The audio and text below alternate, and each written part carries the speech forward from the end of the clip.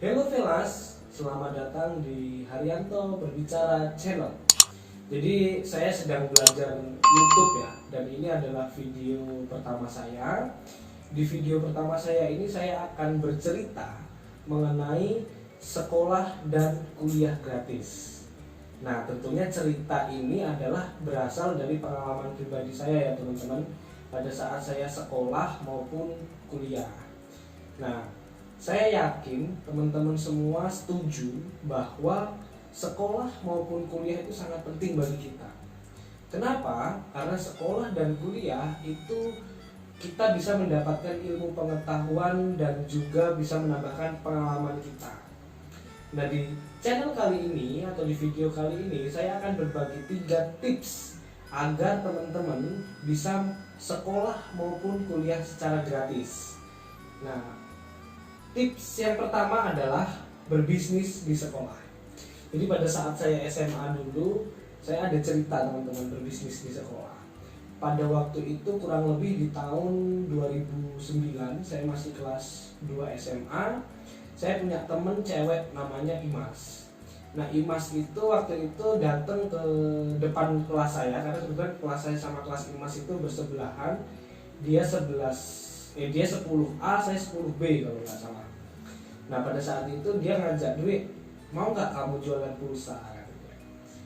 Pada waktu itu saya nggak tertarik untuk jualan pulsa, tapi dia meyakinkan saya bahwasanya jualan pulsa ini di sekolah sangat menguntungkan. Nah, kenapa? Karena pada waktu itu masih eranya SMS gratis dan lain sebagainya. Singkat cerita, saya waktu itu punya uang 95.000, itu tabungan saya. Dan setelah itu pas saya sekolah, saya kan dikasih uang jajan 5.000 sama ibu saya. Nah, waktu itu saya minta 10.000. Jadi saya genepin 100.000 untuk modal. Kemudian tanpa dugaan ternyata 2 jam kemudian pulsa itu sudah habis dibeli oleh teman-teman saya. Karena saya marketingnya melalui SMS send to all lah kalau zaman dulu, Japri atau ya kalau zaman sekarang. Nah, seiring berjalannya waktu ternyata jualan pulsa di sekolah itu memang sangat sangat punya peluang yang tinggi, karena rata-rata mereka tinggal satu kosan, punya teman kosan dan lain sebagainya, dan itu bisa menjadi verbal marketing ya. Singkat cerita, saya jualan pulsa itu kurang lebih di 2 bulan, itu omset saya udah naik menjadi 500.000 per minggu, sampai akhirnya omset saya menjadi waktu itu pernah nyentuh 1,5 juta per minggu. Nah, dari omset 1,5 juta itu saya bisa dapat keuntungan 50-70 ribu per hari. Nah, bayangin teman-teman, pada tahun 2009-2011, karena periodenya waktu itu saya berjualan pulsa itu 2 tahun, 2009 sampai 2011. Teman-teman saya pada waktu itu uang sakunya kalau nggak salah itu rata-rata 10-20 ribu lah. Tapi saya udah punya penghasilan kurang lebih itu 50-70 ribu per hari. Artinya saya bisa nabung tuh. Uangnya bisa saya pakai untuk jajan dan bisa saya tabung untuk memenuhi kebutuhan saya sehari-hari di sekolah, termasuk beli baju, termasuk beli tas, beli sepatu, bahkan bayar SPP itu saya udah saya cover sendiri, dan saya nggak minta sama orang tua saya. Nah, kemudian tips yang kedua adalah kita berprestasi teman-teman. Nah, berprestasi itu tentu banyak hal ya, nggak harus juara 1 di kelas atau lain sebagainya. Karena biasanya di sekolahan itu kan kita banyak ekstrakurikuler. Nah, kebetulan waktu itu saya ikut English Club di sekolahan saya. Nah, di sekolahan saya itu menerapkan sistem kalau kita juara 3 itu gratis SPP 1 bulan. Kalau kita juara 2 gratis SPP 2 bulan. Kalau kita juara 1 itu gratis SPP 3 bulan. Nah, selama saya SMA saya memenangi 9 kompetisi. Saya lupa sih satu persatunya, tapi ada yang pernah juara 1, ada yang pernah juara 2, dan ada yang pernah juara 3. Dan dari 9 kejuaraan itu saya mendapatkan free SPP teman-teman. Nah, itu salah satu cara juga biar kita sekolahnya bisa gratis ya. Kemudian yang ketiga adalah pada saat kuliah, kan itu lanjutan dari SMA sebenarnya. Jadi waktu saya mau kuliah ke perguruan tinggi, pada saat itu kan ada program namanya SNMPTN undangan. Nah, karena dari histori saya pernah ikut beberapa kejuaraan dan saya menang, akhirnya saya diprioritaskan untuk ikut SNPTN undangan.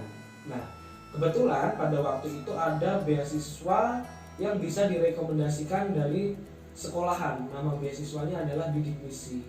Nah, pada waktu itu saya daftar SNPTN undangan dan juga ikut mendaftar sebagai pelamar beasiswa Bidik Misi dari sekolah. Nah, alhamdulillah saya keterima di salah satu perguruan tinggi negeri yang ada di Lampung, dan juga setelah diverifikasi saya juga lolos sebagai penerima beasiswa Bidik Misi. Nah, hanya untuk mungkin sampai sekarang beasiswa Bidik Misi itu juga masih ada.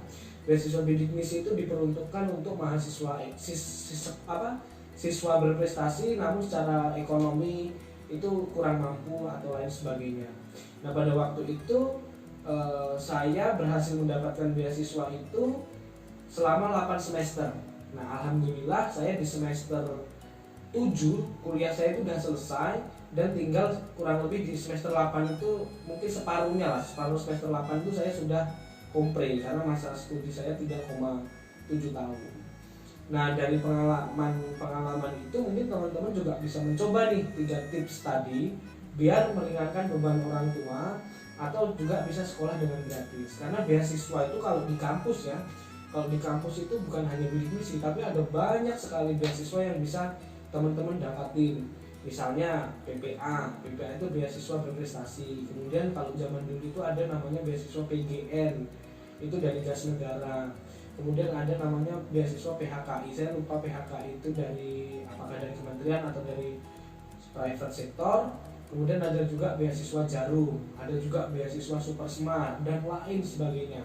Jadi teman-teman yang mungkin saat ini takut untuk melanjutkan kuliah atau melanjutkan sekolah, itu jangan takut teman-teman, karena sebenarnya kalau teman-teman punya kemampuan atau teman-teman bisa melihat peluang, itu teman-teman bisa mendapatkan beasiswa atau berbisnis di sekolah.